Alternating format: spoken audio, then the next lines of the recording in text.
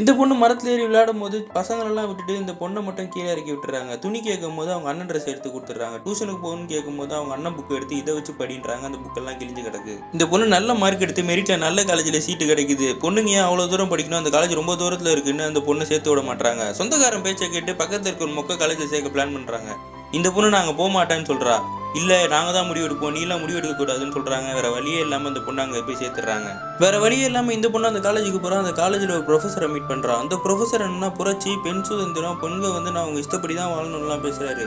இதை கேட்டோன்னா அந்த பொண்ணுக்கு லவ் ரெண்டு பேரும் லவ் பண்ண ஸ்டார்ட் பண்ணுறாங்க. ஒரு டைமுக்கு மேலே அந்த ப்ரொஃபஸர் புத்தியை காட்ட ஆரம்பிச்சிடறான். பசங்கிட்ட பேசுறத ஃபேஸ்புக்கில் எதுக்கு உனக்கு இவ்வளோ ஃப்ரெண்டு, ட்ரெஸ்ஸை இப்படி போட்டு வரேன்னு சொல்லி அவன் கண்ணத்துலேயே அரைஞ்சிட்டு இந்த பொண்ணு விட்டு போயிடுறான். இந்த விஷயம் வீட்டுக்கு தெரிஞ்சு அந்த பொண்ணுக்கு அவசர அவசரமாக ஒரு மாப்பிள்ளையை பார்த்து கல்யாணம் பண்ணி வைக்கிறாங்க.